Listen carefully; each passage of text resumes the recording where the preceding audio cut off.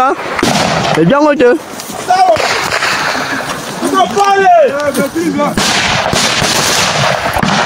Ça va. Ça va. C'est bien là. C'est bien là. Babé, tata Bambi, tu connais pas Bango?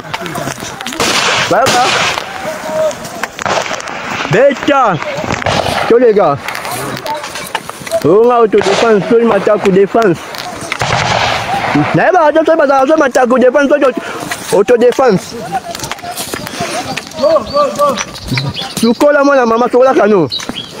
Des combats étaient en cours le soir du 21 juillet 2025 à Mugunga, Goma, au nord Kivu.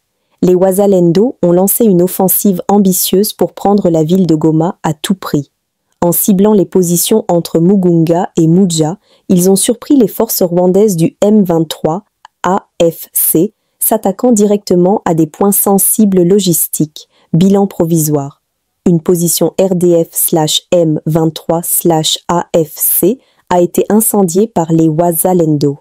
45 militaires rwandais du M23 ont été neutralisés. 26 armes lourdes rwandaises ont été récupérées par les Wazalendo. Les opérations ont débuté à 18 h et les détonations de pièces lourdes ont résonné jusqu'à 23 h. Les zones tampons de Mugunga et Muja, essentielles pour les lignes de ravitaillement du M23, ont été visées.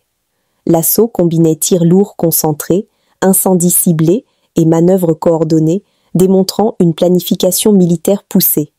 Les forces rwandaises ont tenté de réagir, mais la surprise et la fragmentation de leurs lignes ont rapidement affaibli leur réponse, rendant leur défense inefficace face à l'élan des Wazalendo.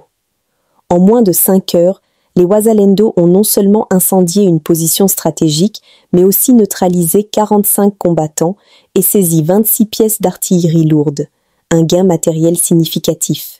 Ce raid leur offre désormais la possibilité de consolider leur position, de renforcer leur capacité armée et de lancer des opérations plus audacieuses dans les jours à venir.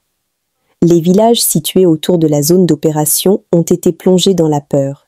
Les habitants, témoins de tirs et secousses, ont vécu une soirée tendue, marquée par l'inquiétude et l'alerte. Cette offensive intervient alors que des négociations de paix étaient en cours, menaçant de fragiliser le processus en place. Elle pourrait être perçue comme un acte stratégique, cherchant à imposer un rapport de force et accroître la pression sur Goma dans un contexte instable. Doha, AFC. Pas de retrait, mais une réforme du vivre ensemble. Bertrand Bisimwa. Dans une déclaration ferme et mesurée, Bertrand Bisimwa, coordonnateur adjoint de l'Alliance du fleuve Congo, AFC, a tenu à clarifier certaines interprétations concernant les discussions en cours à Doha. Contrairement aux rumeurs persistantes, il affirme que ni sur le terrain ni à la table de négociation, le mouvement n'envisage de se retirer des zones qu'il contrôle. Ni sur le terrain ni autour de la table, nous ne travaillons à un départ.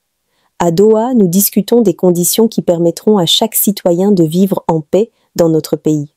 Ce sont des questions de gouvernance qui sont au cœur des échanges, a-t-il affirmé. Cette prise de parole intervient alors que les tensions restent vives dans l'est de la République démocratique du Congo, où la présence du mouvement continue de susciter des inquiétudes, malgré les appels au dialogue et à la désescalade. À travers ses propos, Bisimwa cherche à repositionner l'AFC non comme une force isolée, mais comme un acteur souhaitant participer à la réforme de la gestion publique. Les pourparlers de Doha ne sont donc pas présentés comme un aveu d'échec, mais comme une tentative de réécriture des fondements du vivre ensemble dans une région longtemps confrontée aux crises. Reste à savoir comment les autorités congolaises et les partenaires régionaux et internationaux réagiront à cette position, et si un terrain d'entente pourra véritablement émerger de ces discussions complexes. La guerre a trop duré chez nous, car notre ennemi n'était pas encore identifié. Aujourd'hui, il est connu, il a accepté et signé l'accord de paix aux États-Unis. Il a accompagné ses agents à Doha pour leur dire que c'est fini, qu'il faut arrêter tout ça maintenant. C'est un tournant net. Un conflit prolongé trouve enfin son issue grâce à la combinaison d'actes diplomatiques et de gestes concrets de désescalade. La balle est désormais dans le camp de ceux qui doivent traduire cette volonté de paix en action sur le terrain. Note Shabani Loukou. Des causes profondes, et les causes profondes, vous devez vous aussi en avoir. Le peuple congolais a des causes profondes à identifier qui font à ce qu'il puisse subir cette situation d'insécurité répétitive. Donc, c'est vrai que le prétexte a déjà été analysé plus d'une reprise. Je crois que la question des groupes ethniques en République démocratique du Congo, elle est connue. Il n'y a aucun groupe majoritaire. Et nous sommes tous issus de groupes minorités. On vit ensemble sans exclusion aucune. Donc ce sont des faux prétextes. Mais pour mettre fin à ce cycle d'insécurité qui se répète, nous analyserons ensemble toutes ces causes-là. Et nous sommes déjà en train de les analyser. Le fait d'avoir réussi à aujourd'hui identifier l'un des acteurs majeurs, le Rwanda, qui est une des causes profondes de l'insécurité en République démocratique du Congo, c'est des avancées. Maintenant, il ne suffit pas d'identifier les causes profondes, il faut mettre fin à ces causes profondes. Et le Rwanda vient de signer un accord de paix avec la République démocratique du Congo, que nous sommes en train tous d'évaluer l'engagement. Et cela va nous permettre à cristalliser, à faire en sorte que la paix soit une réalité et que nos populations puissent bénéficier de cette quiétude. La présence du ministre de l'Intérieur du Rwanda au Qatar se justifie par le fait que le Rwanda soutient le M23. Vice-premier ministre de l'Intérieur Shabani Loukou sur la RTNC après le retour de Doha. RDC. Le Rwanda va libérer nos militaires et défenseurs des droits humains congolais et la justice congolaise pourra libérer des membres du M23, précise le vice-premier ministre de l'Intérieur à la RTNC sur la libération des prisonniers dans le cadre de la déclaration des principes signée entre Kinshasa et M23.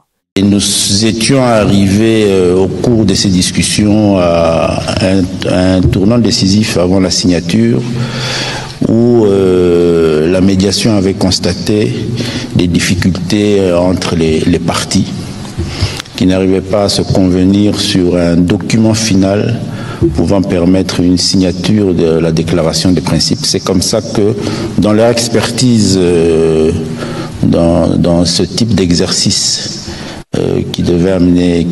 qui amène à la signature des différents documents, ils ont estimé qu'il était important de faire venir, de faire participer des personnalités qui pouvaient avoir une autorité ou une caution morale sur les équipes qui négociaient pour la finalisation de la rédaction de cette déclaration de paix. Et c'est dans ce sens qu'ils ont estimé que ces personnalités devaient être d'une certaine responsabilité. Et on a identifié un membre du gouvernement de la République démocratique du Congo et un membre du gouvernement de la République du Rwanda, parce que aujourd'hui, je crois que c'est l'un des indicateurs majeurs qui peut nous convaincre tous, que ce soit en République démocratique du Congo, mais aussi au niveau international, qu'aujourd'hui la crise trentenaire qu'a subi, la crise sécuritaire trentenaire qu'a subi la République démocratique du Congo est aujourd'hui mieux explicitée, mieux connue, mieux définie en termes des différents intervenants. Et l'accord de paix de Washington l'a consacré d'une certaine manière. La responsabilité du gouvernement de la République du Rwanda dans cette crise n'est plus une question à débat. C'est comme ça que nous avons été invités à nous rendre à Doha pour la République démocratique du Congo, le ministère de l'Intérieur ou le ministre de l'Intérieur. J'étais accompagné de Madame la vice-ministre de l'Intérieur. Et pour la République du Rwanda, par rapport à la coalition M23 AFC, le ministre du Rwanda de l'Intérieur.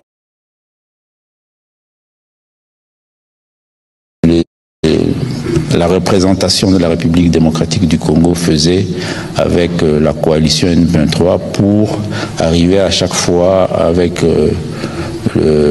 autour du concours de la médiation à trouver les termes qu'il faut, les orientations qu'il faut pour conclure sur un document final qui a été signé et qui circonscrit le cadre qui va nous amener vers l'accord de paix qui sera signé en principe dans les maximum 2 semaines si les choses se passent comme il se doit, parce que les deux équipes doivent, les deux représentations ou les deux équipes devront retourner aujourd'hui, je crois jour J-8 si je ne me trompe pas, devront retourner à Doha pour faire continuer l'exercice. Nous sommes arrivés à la fin de cette édition. Merci à vous de nous avoir suivis jusqu'ici. Si vous avez apprécié ces contenus, n'oubliez pas de vous abonner à notre chaîne, d'activer la cloche de notification pour ne rien manquer de nos prochaines vidéos. Likez et partagez cette vidéo. On se retrouve très prochainement. À bientôt.